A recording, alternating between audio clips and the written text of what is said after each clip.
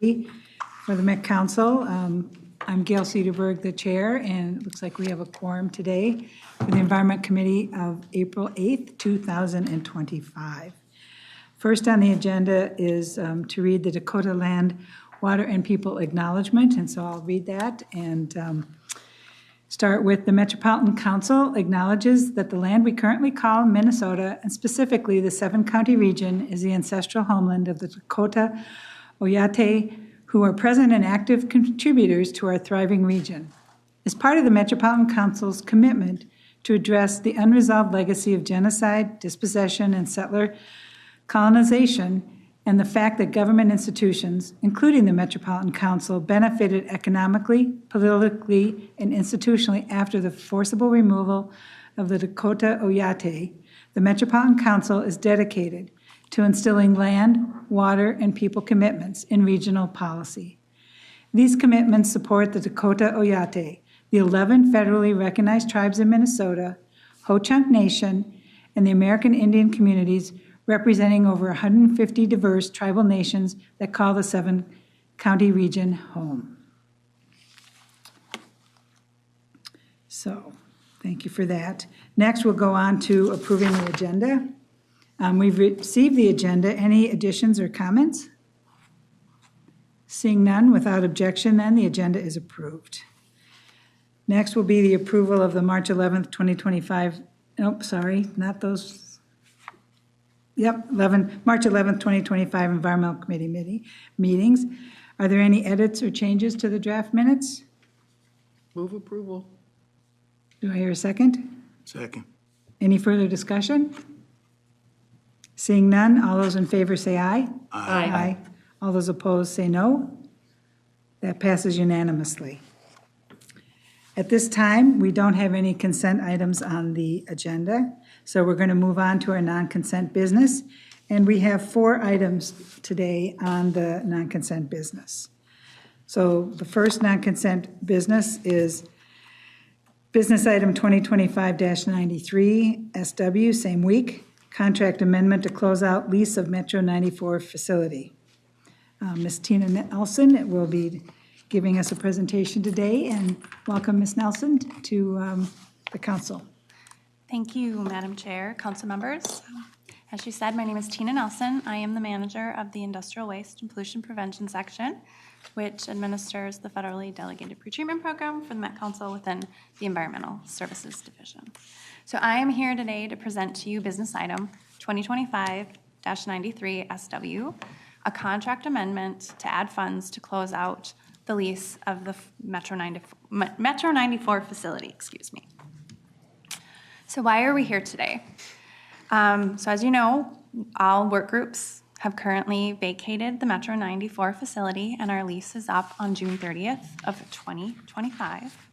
We are short funds to pay out the remaining balance on the lease, and the amendment value exceeds 10% of the original lease amount, so adding funds requires Metropolitan Council approval.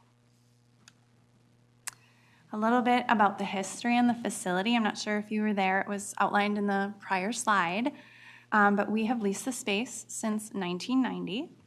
The latest amendment was executed on July 1st of 2020 for $1.3 million. The space was occupied by my work group, Industrial Waste Pollution Prevention, as well as air quality. Both groups have moved out. Industrial Waste has moved into the services building, which was built for us at the Metro plant, and there's a picture of some of our staff on a tour right before we moved in. And then air quality has moved into the regional maintenance facility as of September of 2024. So you might ask, why are we short on funds? Well, we experienced some unforeseen expenses relating to common area maintenance, real estate taxes, and other things not covered by the lease over that 5-year period, and they compounded to amount of $74,873 of funding that needs to be amended to contract 09P158 to fulfill our financial obligations and close out that lease on June 30th of this year. So I bring before you the proposed action today. that the Metropolitan Council authorize the regional administrator to execute an amendment to contract 09P158 that will add $74,873 to close out the lease that expires on June 30th of 2025. And with that, I can take any questions you may have. Thank you so much. Do we have any questions? I just have one question. Do we have any other leases out there that might be coming up, or? I do not know of any. Okay. Excuse me. All right, any other questions? Seeing none, we have the proposed action that the Metropolitan Council authorizes the regional administrator to execute an amendment to contract 09P158 that will add $74,873. I was going to say expensive, to close out the Metro 94 facilities lease, which expires June 30th, 2025. Just about gave me a heart attack. I know. I will make that motion. Second. Thank you, seconded by Councilmember Lindstrom. Any further discussion? Seeing none, all those in favor say aye. Aye. All opposed, no. That passes unanimously. Thank you so much All for right. coming today. Thank you, Madam Chair and council members. Thank you.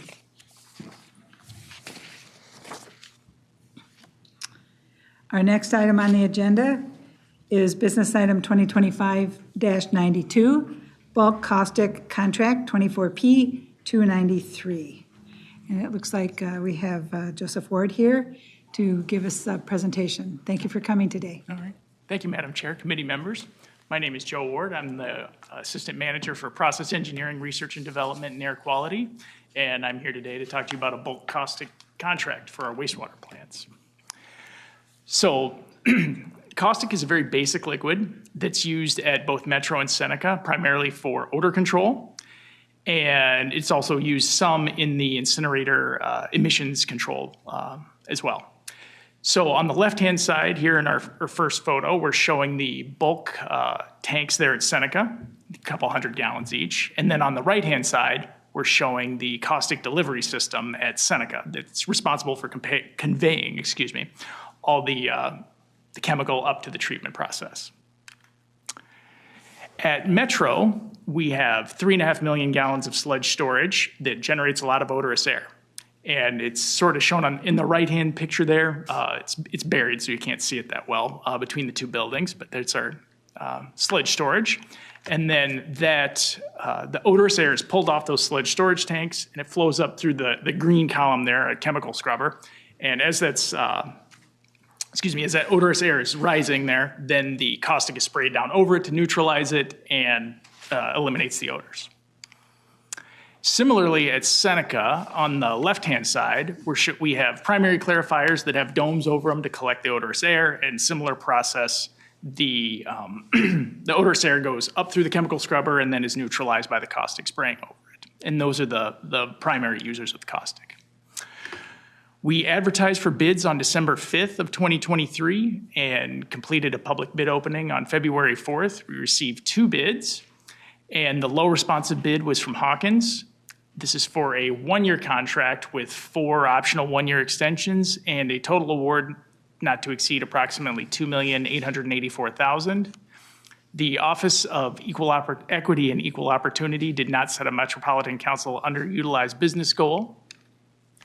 And the proposed action is that the Metropolitan Council authorize its regional administrator to award and execute contract 24P293 with Hawkins, Inc. to provide bulk caustic at MCES wastewater treatment plants in an amount not to exceed $2,884,000 and $2,884,018. With that, I'd be happy to answer any questions. Councilmember Wolf? Thank you, Madam Chair. 2 questions. It says that the bid was $2,377,750, but the authorization is for more than that. Why? Thank you, Councilmember Wolf. The reason the total budget includes an allowance for inflation, and that's the addition. The original budget was $2,884,000, including the allowance for inflation.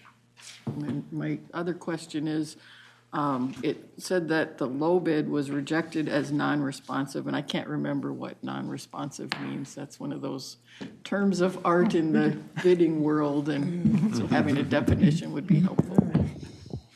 Hi, Madam Chair, committee members, Jody Jacoby, Chief Procurement Officer, and Councilmember Wolf. I'm going to loop back to your first question about the authorization amount. So this is a standard chemical purchase, and we included language on the award value of being budgeted based on exercising all of the rights for extensions and anticipated usage. And I believe your action was for a few years.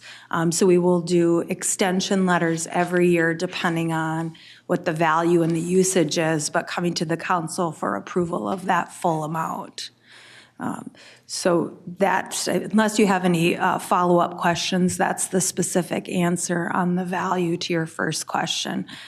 Council member, Chair Cedarberg, and council members, your second question on a non-responsive bid.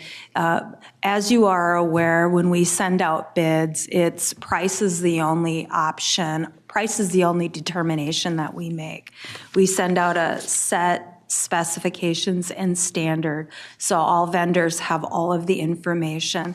And then we go through a responsive check. Did they submit all the forms? Did they properly fill out the bid form? Was there insurance? If there was a diversity goal or an equity goal on it, did they submit everything? And if they haven't, then they are deemed non-responsive for failure to submit the forms as indicated in the bid. And I can't remember specifically what this one of the bidders was, but a non-responsive means something that we've specifically asked for that was contingent upon their price wasn't submitted. Okay, thank you. Councilmember Bento. Thank you, Madam Chair. Just as really unimportant, unnecessary aside, people keep asking me why I keep showing up here. And it finally occurred to me that it's because the governor's office just wants me to haunt the staff to ask stupid questions at committee and council meetings. So this will be today's stupid, well, no, it's not a stupid question. I take that back. I'm assuming Hawkins Incorporated is a U.S. company and they get their caustic in this country.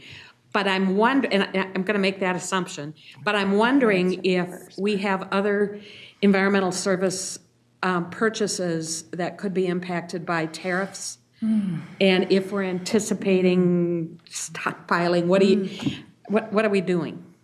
Strange question. I apologize, but it won't be too long before you won't have to put up with these strange questions. Chair Cedarberg, Councilmember Vento, that's a really great question.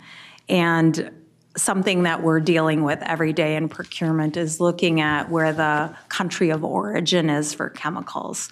And we learned a lot during the pandemic that a lot of our chemicals do come from overseas. Hawkins is a U.S. company.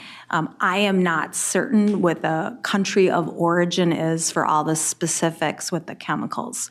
We do in procurement, we're working with the project managers to better understand when tariffs do and don't apply, looking at a lot of different factors, including materials on hand and other like country of origin source documents. There are a lot of chemicals that have components that are from overseas. So to specifically answer your question on this contract, I'm not sure. We can look into it and get back to you. However, just know that we are dealing with these on a case-by-case basis. We do have software council-wide called Procurement IQ, and it's helping us break down and get better data to understand not only some of the trends, but where tariffs may and may not apply. Thank you. Thanks. In the meantime, is there a temporary Vento IQ? system that can help me with questions like this, sorry. Yeah, Madam Chair, Councilmember Vento, we will give you a certification, certified in procurement. Well, I think Councilmember Vento, it's a really good question in terms of risk assessment Yeah. for the council of what's going on, so I appreciate you highlighting that. Councilmember Carter, you had a question? Yeah, I had a question. So this is basically lie, right? Lie. Yes, Madam Chair, Councilmember Carter. Yes, that's correct. Yeah. So are there any unusual costs associated with disposal of this once it's done and it's used? Or is it used, because not all of it is used up in the process of the cleaning that it's used for? Thank you. It is all used in the process. It is all used. Yes. So you don't have that issue? No. Okay. Thank you, Councilmember Carter. Are there any other questions? Councilmember Lindstrom. I was just reminded that the sand used in our incineration process at Metro, where does that come from? Norway. Norway. Wow. Isn't that fascinating? I learned that on a tour. So we better make nice with Norway before we need to buy more sand. I know, I just checked it, they're facing a 15% tariff, so Exactly. 15% higher costs likely. Any other comments, questions? I'll just say thank you for the presentation and thank you for the pictures of explicitly showing us where things are used and how things look. And I know eventually we'll do some other tours this coming up as well, so these pictures help ground us in what we might be looking for. So if there's no other questions or comments, we have the proposed action before us, that the Metropolitan Council authorize its regional administrator to award and execute contract 24P293 with Hawkins, Inc. to provide bulk caustic at MCES wastewater treatment plants in an amount not to exceed $2,884,818. Is there a motion to approve? So moved. Second. First by Councilmember Vento, second by Councilmember Wolf. Any further discussion? Seeing none, all those in favor say aye. Aye. All those opposed, no. That passes unanimously. Thank you so much. And thank you for talking about procurement as well. I think that will be coming up throughout the council, I'm sure.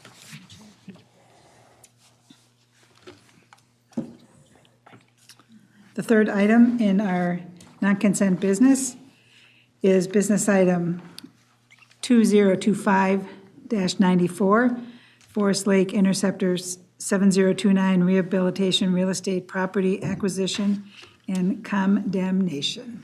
And we have with us today is Chris Remus, so thank you so much for coming today.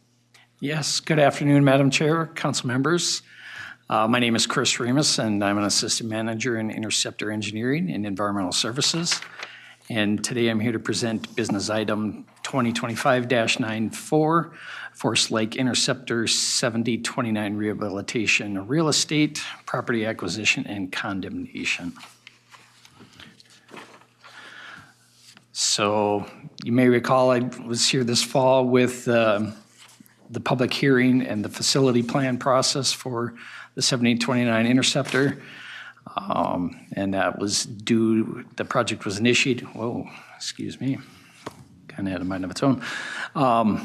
Because of the poor condition of the existing 36-inch RCP pipe, we initiated the facility plan to submit that, and we are currently in design for the project. And at this time, we're looking to complete the project, and this will need 10 private parcels, temporary easements for construction access and/or workspace to construct the facilities or the rehabilitation.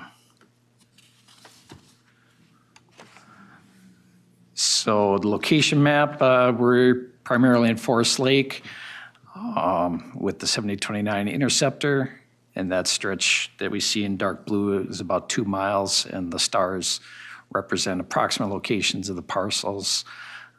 These are all private property owners or like parcels 10 and 11 are on a public golf course, Tanner's Brook Golf Course.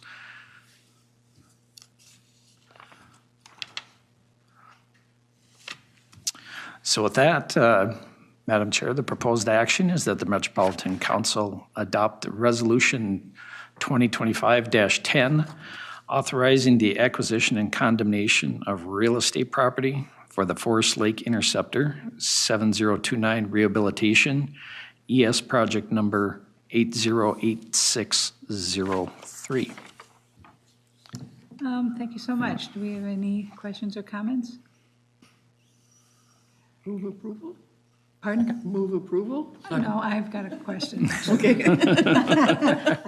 Great.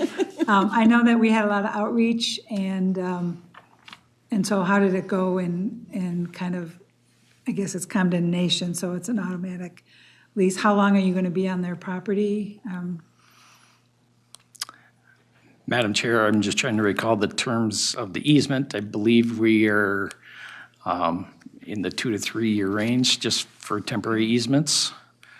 We're currently actively negotiating with the private property owners based on the appraisals and discussing those values and negotiating those at this time.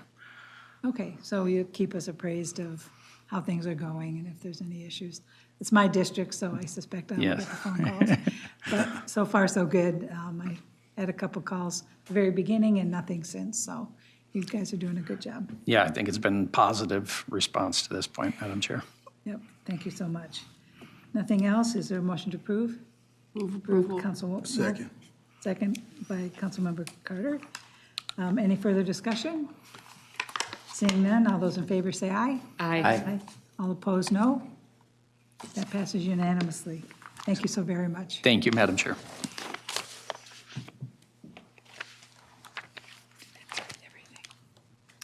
Our fourth business item today is business item 2025-95, lift station and ERS communications upgrade, Phase 1, contract 25P227. And we have Gretchen White and Tim Wedin, sorry. I will get that correct, to give us a presentation. Thank you for coming today. Thank you, Madam Chair and council members. Again, for the record, my name is Tim Wedin. I am Assistant Manager with Interceptor Engineering, and I'll let... Gretchen White, CIO. We're here to present to you on business item 2025-95, lift station and emergency relief structure communications upgrades, Phase 1, contract 22P227. I have to express my condolences that I don't have any pretty pictures to share with this one, so we'll make it up for the next one. It gives you a little bit of a background on what it is that we are working on with this project. So our communications process for environmental services facilities really looks at each of our individual facilities, our lift stations, our meter stations, and other remote locations that we have. And the system communicates data through communications assets. In this case, and currently using a lot of T1 circuits, maybe wireless communications back to our environmental services SCADA system. And that SCADA system collects data, whether it's flow data, pump operation data, or any other kind of data that we might have that helps us understand how our system is operating. It also communicates that data to our dispatch center at the regional maintenance facility, which is operated on a 24/7 basis. It communicates any notifications or alarms or any other information that we might need to know about access or activities at our facilities. So it's a very important part of our overall system so that we understand how things are being operated and maintained. Currently, our providers of landline internet services for our 65 lift stations across the 7-county metro area are intending to stop and deregulate services with their T1 lines. We're looking at an increase of fees of about 200% is what we're estimating. So in an interim, we are using wireless cellular service to temporarily communicate this data to our SCADA system and our regional maintenance dispatch facilities.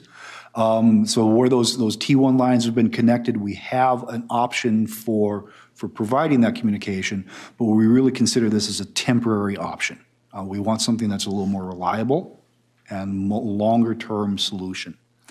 So we've reviewed our options, and our best option is to really move forward with a fiber optic or an installation of fiber optic lines at each of these locations.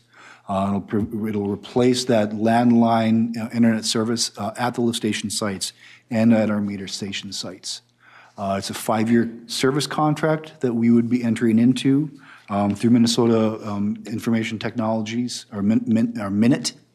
It's an installation of cable and equipment at each of these locations. And then staff, council staff will work with the selected contractor to identify and prioritize facilities to be upgraded as we move through the years. I think.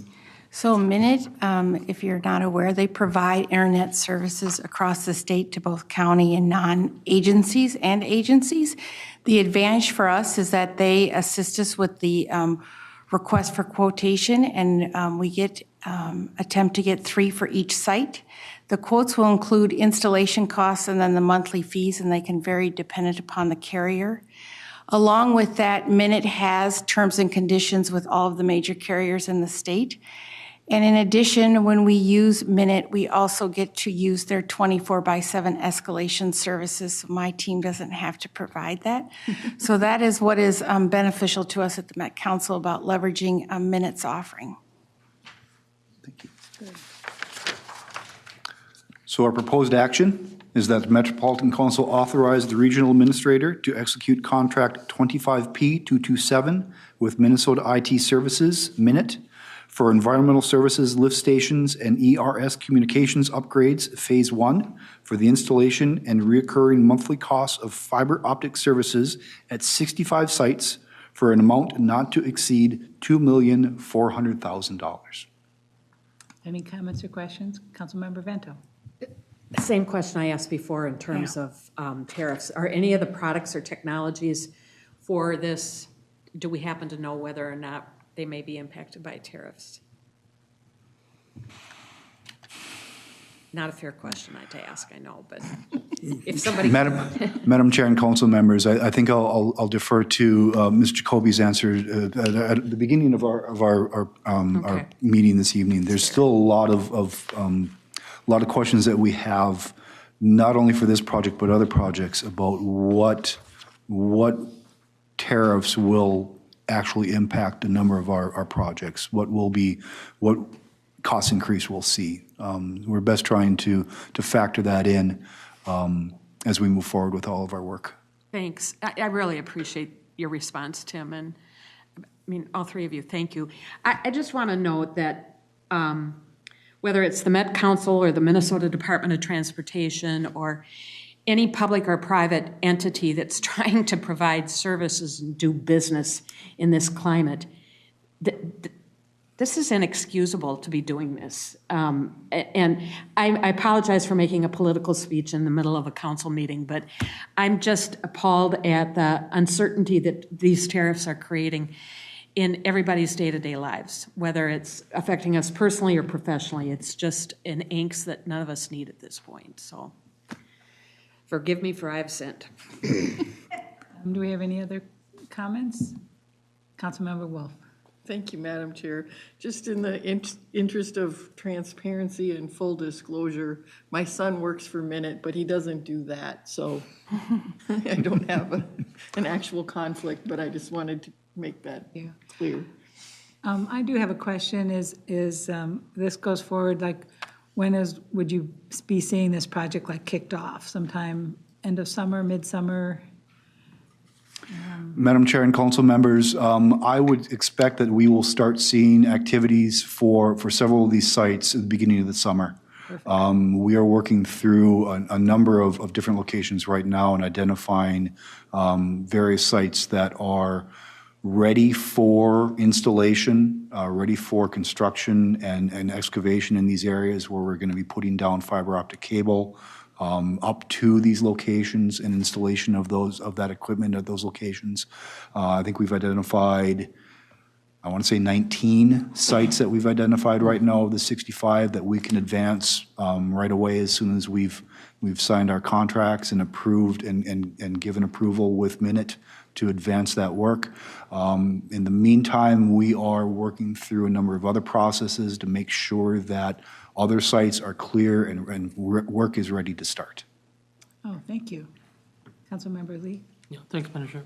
I guess this goes in the weeds, but what happens to the OT1 landline infrastructure? Does it get dug up so it doesn't get in the way of future utilities? I don't know the answer to that. Madam Chair and council members, I wouldn't expect that it would get dug up, and that might be a very good question for Minute and the owners of the T1 lines. I would expect that a lot of that is left in place. I know for when it comes to utility locates and Gopher State One call, when it comes to Metropolitan Council Environmental Services and our facilities, if we were to abandon a line in place, and we do have a number of lines that we have abandoned in place, we are still responsible for those assets. So if somebody comes back and is going to be doing work in that location and needs a locate done for that area, and we've got an abandoned line in that area, we still come back and we locate that line and ensure that the people who are working there understand that that's there and what that facility is. I would anticipate that the owners of these lines would do something similar. Oh, thank you. Any other comments or questions? Seeing none, thank you so much. Is there a motion to approve? So moved. Councilmember Vento, second. Second by Councilmember Carter. Any further discussion? Seeing none, all those in favor say aye. Aye. All opposed, no. That passes unanimously. Thank you so much. Thank you. So I propose, oh, I didn't read that. Yep, I didn't read the action, so I probably should go back and do that. Didn't see the comment, so I said, so let me read the action and then we'll go approve it. So we have the proposed action in front of us that the Metropolitan Council authorize the regional administrator to execute contract 25P227 with Minnesota IT Services Minute for Environmental Services Lift Station and ERS Communication Upgrades Phase 1 for the installation and reoccurring monthly costs of fiber optic services at 65 sites for an amount not to exceed $2,400,000. Is there a motion to approve? So moved. Councilmember Vento, second. Seconded by Councilmember Carter. All those in favor say aye. Aye. Opposed? Passes unanimously. Thank you. Make sure we get it all done. That ends our non-consent business, and we're fortunate to have a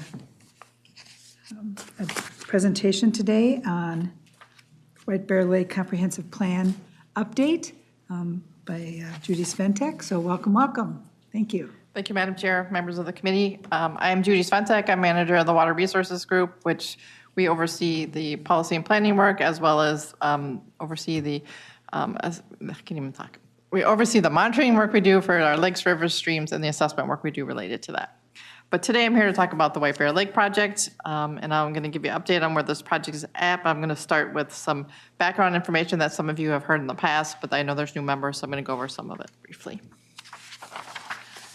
So in 2023, we were charged by the Minnesota legislature to develop this plan for the White Bear Lake area, the Northeast Metro area, that would really develop a comprehensive plan that was going to look at providing sufficient drinking water for communities in that area as they're growing, as well as protecting the water resources, groundwater, and White Bear Lake in particular.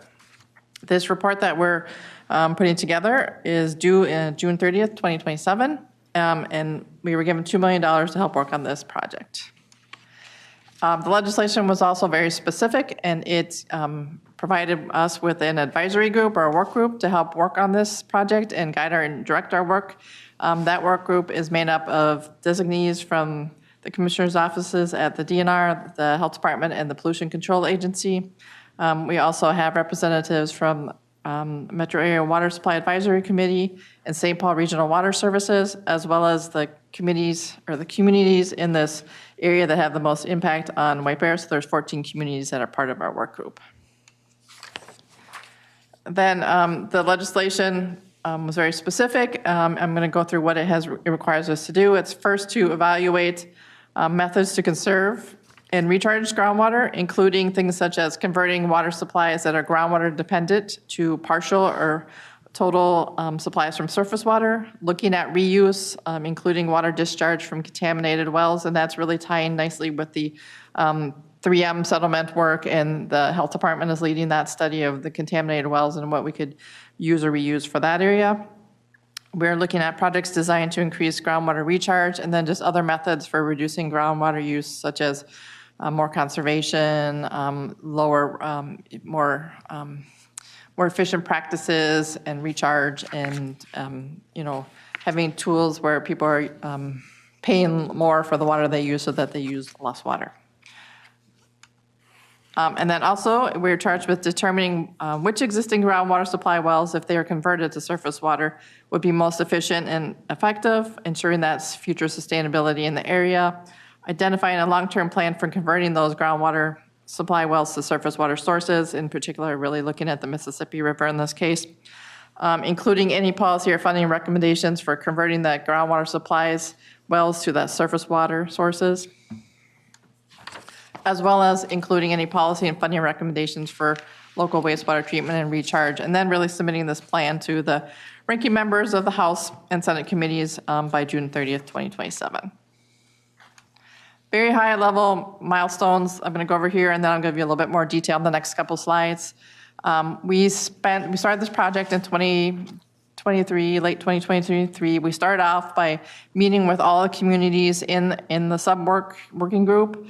We wanted to hear from them one-on-one what their issues were in the area, what their thoughts were about how we could go about solving these problems before we got the whole work group together. Then we kicked off that work group in early 2024. First thing we did was finalize and revisit the problem statement, make sure everybody was on the same page for that. And then we went through a prioritization effort where we looked at many options of projects and studies that needed to be done, and then prioritize those because we only have limited amount of money, so we can't do everything that was on the list, but we have prioritized those. And we're really in the process of starting to work on those technical studies right now. And with the thought that we'll be looking at our financial analysis in 2026 and starting to pull together the report into 2026. So that'll be ready in 2027. So this, the first thing on the slide is the finalized problem statement. It's not much different than what was in the legislation, but it has a few nuances to it. And it's really all about ensuring equitable access to that safe, sufficient, affordable water. And that was important for them to have affordable water in that statement for the communities in that Northeast area that will meet current and future needs while really safeguarding the sustainability of surface water in White Bear Lake in particular and our groundwater resources. Then, as I mentioned, we spent some time ranking and reviewing potential projects and studies to complete. Some of these studies are new projects, and a lot of them are, we had done studies in 2014 and earlier, and there's really updating those with current costs and current information.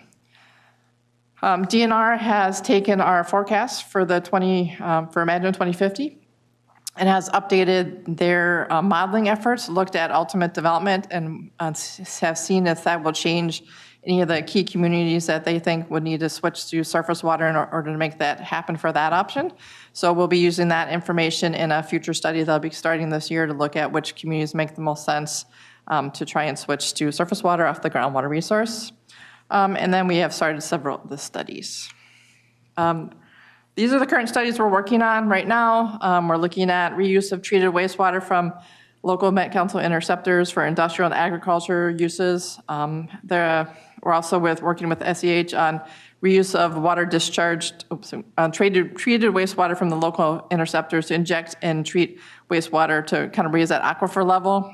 And then I mentioned the PCA is working on that reuse from the contaminated wells projects. And then We're just starting a study we'll be looking at the water quality implications as it relates to lake augmentation. So before we jump into a very detailed study of what we would need to do to augment the lake with stormwater or even treated wastewater, we're looking at some of the water quality issues that we'd want to make sure that we're not impacting White Bear Lake. So that's kind of like a phase 1 of that study. Upcoming studies we'll be looking at then redirecting stormwater to augment White Bear Lake after we get through that phase 1. Conveying treated surface water from St. Paul Regional Water Services or a potentially new regional water supply treatment facility up in that north and east area. So it could be either of those options. Right now, St. Paul Regional Water Services has indicated they would not have adequate supplies to kind of meet all the future needs. So in any case, so then they would either have to expand or we'd have to look at a new facility. So we'll be looking at both those options. We'll be looking at stormwater collection and infiltration to raise those groundwater levels, raising the outlet of White Bear Lake to see if that will make a difference. But we have to look at that in light of, will that also cause flooding issues downstream? So that will be kind of an initial evaluation too. It could get crossed off the list pretty quickly. And then looking at future community impacts from PFAS in the groundwater contamination with our groundwater modeling. And these are not all the studies. These are just the ones that are next on the list after the ones I mentioned before. We do have our next meeting of the work group is on April 29th, where we will be kind of going over where we're at with studies 1, 3, 6, and 7A, and kind of getting updates, getting feedback from the working group. Some of them are kind of like a preliminary or phase 1 of those studies, so they'll kind of give us the go-ahead to go deeper, or they'll say, no, we've heard enough, we know the cost, and this doesn't make sense as one of our main options, so let's put that one on hold for now.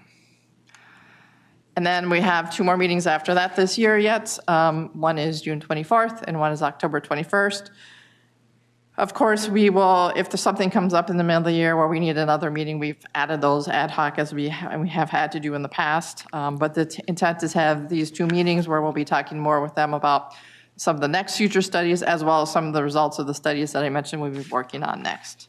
So that's really like a super high level overview. This is the year of really gathering data, starting the studies, and we'll be doing a lot of information gathering this year. And then we'll have more results to start talking about next year and really working with the work group as which ones they would like to prioritize as the final recommendations for this report and going forward with that. So happy to answer any questions.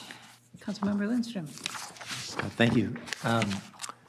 I was surprised to see the number of studies taking place. My gosh, it is like unbelievable. Yeah, there's 18. That's insane. It's great. Is $2 million sufficient? I imagine each one of these studies, there's a consultant or a team of consultants that are working on this, and that they don't work for free. Yeah. Yeah, so that's my main question is $2 million sufficient? Are they going back for additional funds? Sure. So, Madam Chair, Councilmember Lindstrom, so when we initially, when the legislation went through initially, we had asked for $3 million, we got 2. So that's why we have prioritized the studies. There was many more than the 18 that have on the list, but of those, I'd say there's probably like 14 that are the must do. The other ones we'll do if we have funding. There's also, as I mentioned, some of the studies where we can do like an initial piece of it, and then if it doesn't make sense to continue, so we can cut some costs that way.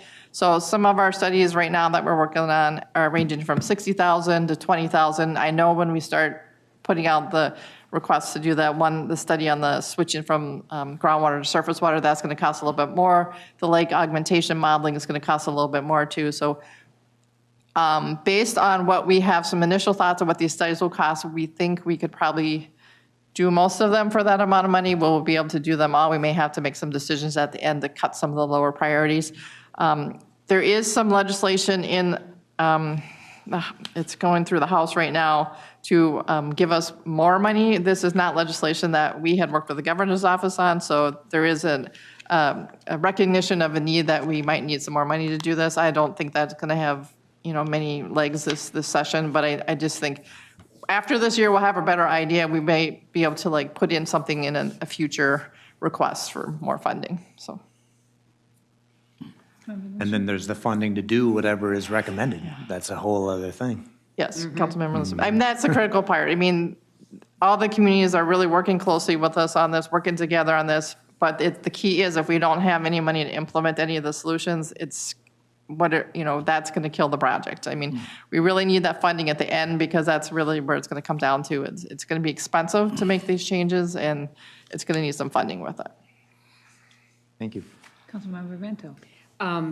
Judy, thank you. This is an excellent high-level look at all this. I want to thank you and commend you and the staff who did the water workshop down at Cottage Grove last summer. It was one of the best meetings I've been to in a long time, and I think the folks that were there were really engaged and felt really heard, so kudos for that. I have a quick question that in the upcoming studies, study number 14A, future community impacts from PFAS groundwater contamination with groundwater modeling. Is there any chance or do you anticipate that there's any chance that the work on that study could possibly help cities that aren't a part of the White Bear Lake comprehensive project, cities like Cottage Grove, Hastings, Ninninger Township, those communities downstream that are being impacted by PFAS? Sure, Madam Chair, Councilmember Vento. Potentially it will give us some estimates of what it would cost to treat and put in systems to treat this water to a level where they could reuse it or use it for drinking water, because that's what they're looking at right now, is treating it for potable use in the future. They're really focusing on basically Lake Elmo and Oakdale with the study that they're looking at based on the 3M settlement money and where it just fits into who's got the PFAS issue. So it's not really looking at some of those other communities, but I think it will give us information that we can use for that. At least we'll know cost estimates. And also, that study will not go anywhere without funding to help get that implemented as well. So, right. Thank you. Any other comments or questions? I've just got a comment too, and just really thank you for coming, because we have new council members, and to really let people know just how complex this all is. You've got money, technology, science, chemistry, geology, physics, all wrapped up into this. And I really suggest that the committee members try to attend one of these meetings. And I know that, they're open, and I've had people from the district just go as a regular community member and they've highly appreciated the attention and being able to listen. And so if you have a chance, it's really good to kind of go and see the magic of convening this very complex group of people on a very complex subject. And so I'd recommend that you try and do that. So thank you to you and your staff for doing this. Thank you. Any other? Okay. All right. Thank you. Well, thank you so much. We don't have any other information items, so we move on to our reports. For chair reports, I don't have any reports. It's just lovely to see everybody here at almost a complete committee, and so I'd like to just ask that everybody kind of keep their calendars up to date, and we'll try to keep track of, packing the calendars so we get the most in. And again, as we go around the table and talk about committee members, if there's other things that you'd like to hear about, now's a good time to just mention them, and we'll try and get things on the calendar, or email me, or, email Lisa or whatever. And so we'll kind of go down the line for committee members. Councilmember Lindstrom, anything?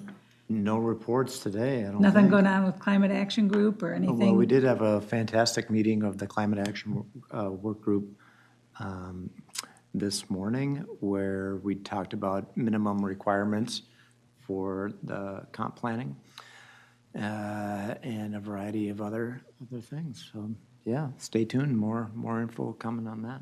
Perfect. Councilmember Vento, anything? Councilmember Wolf?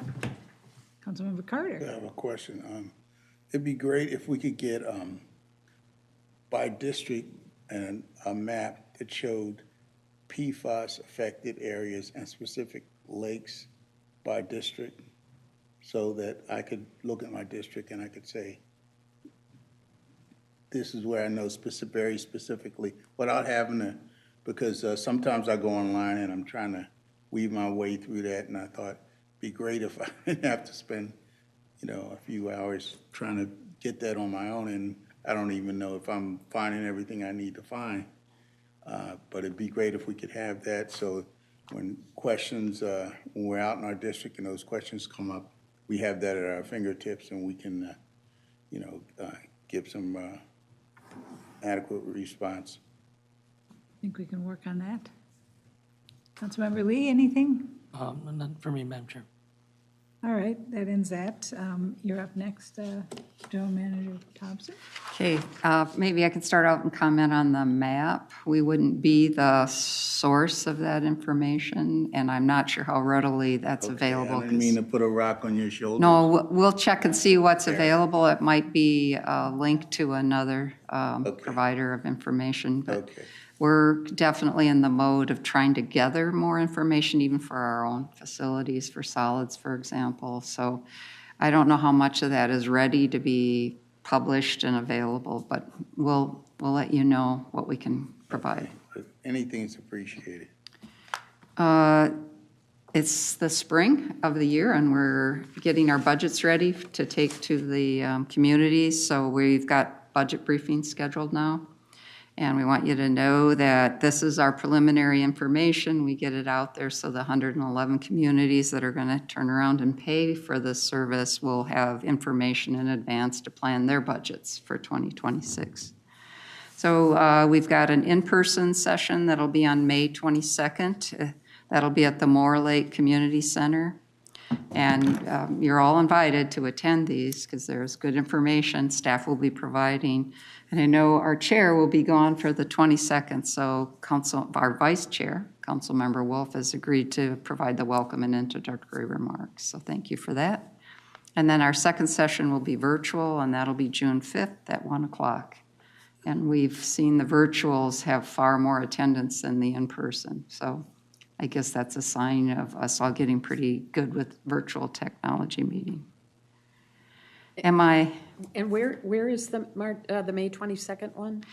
It's the Moore Lake Community Center. At Shoreview? Fridley. Fridley, 5890 Central Avenue, Fridley, Minnesota. Thank you. Yep. And lastly, I get the pleasure of thanking our Chair Lindstrom. What? Presenting you with a little memento. Oh. Tootsie, or not, the nut roll. So, and a water bottle, of course. It's labeled with, thank you for your fantastic leadership as our chair. You've always brought enthusiasm and excitement when talking about our accomplishments and council meetings and other venues. You asked questions that challenged our thinking in some really good ways. You could always be counted on to support our public meetings and forums. And you approached our work with a mindset of adapting, much like our local Pearson's company during the Depression when they invented the salted nut roll. So thank you for your... Thank you very much. Cheers. You shook it to see if there's anything in there? Yes. Thank you, everybody. I might add, there's that mug is very special to us. It was when we passed the 100 years of collective compliance. Wow. And we ordered one for every employee, and I think we had an employee quit before they arrived, so we had an extra one, and we thought, you were here. You were the chair. You were the chair when that happened, so you're the lucky one. Science excellence. Wonderful. Thank you very much. Chair Cedarberg, you have a nut roll in your future. or some nuts. Anything else, Lisa? That's it. Councilmember Wolf. Thank you, Madam Chair. Some years we've been given information on flooding prospects. I'm assuming that since we're not hearing anything about that, we're looking to be in the clear for the spring. Given the weather patterns we've been having, we're not too worried about a flood. You are absolutely correct, and we're good with that. We've had a lot of practice, but we would like some rain. Yeah. Any other comments or questions? Well, seeing none, that concludes our business, and our meeting is adjourned. Thank you, everybody, for coming. Thank you.